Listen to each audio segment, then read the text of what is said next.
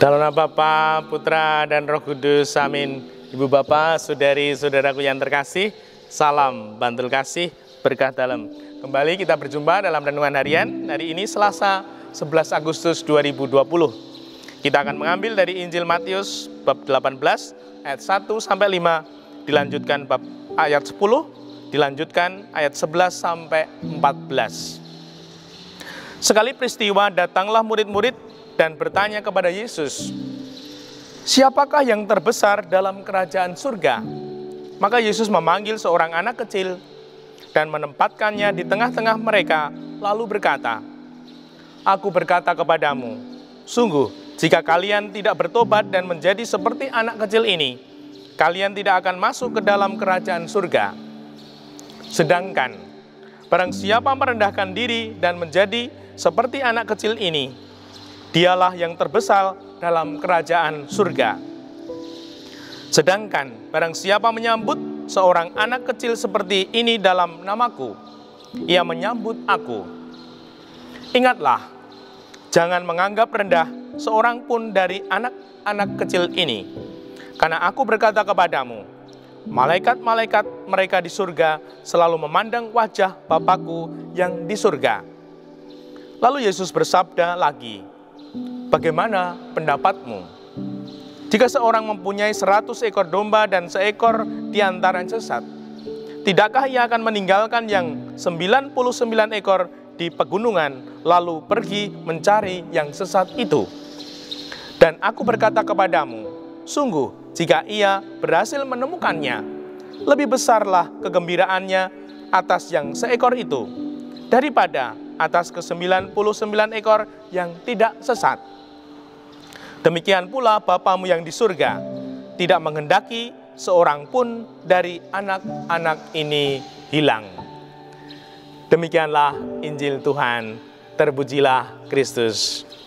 Saudari-saudaraku yang terkasih, saya mau bertanya, siapa pernah masuk ke Keraton Jogja? Wah, pasti sudah banyak ya yang masuk ke Keraton Yogyakarta. Pertanyaan kedua, siapa pernah masuk kerajaan surga? Ada yang mau jawab? Nah, kalau ibu bapak menjawab ya, wah itu berarti ibu bapak sudah mati. Memasuki kerajaan surga.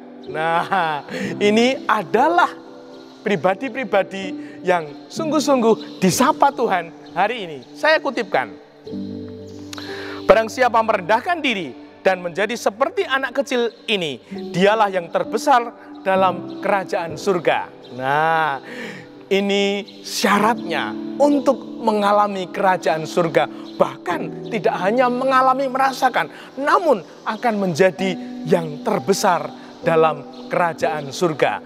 Seperti saya kutipkan lagi ya, barang siapa merendahkan diri dan menjadi seperti anak kecil, dialah yang terbesar dalam kerajaan surga. Nah, semoga kita ini pribadi-pribadi yang sungguh humble, yang sungguh punya semangat kerendahan hati, dan kita juga mampu untuk menghayati kepribadian seperti anak kecil. Nah, nanti bisa dicari di Google 12 sifat kanak-kanak yang mulia, yang pantas kita miliki saat kita dewasa. Apa itu? Yang pertama, dia, anak kecil ini, selalu jujur.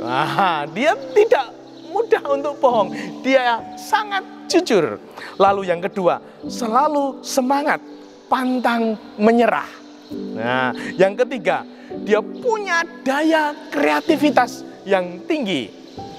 Yang keempat, dia percaya diri dan apa adanya.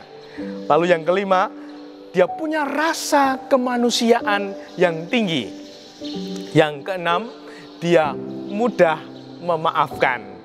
Yang ketujuh, dia rajin menabung. Yang kedelapan, tidak ragu untuk menunjukkan kasih sayang pada orang lain. Dia selalu optimis. Yang kesembilan. Yang kesepuluh, dia bisa bekerja sama. Yang 11, dia selalu tersenyum.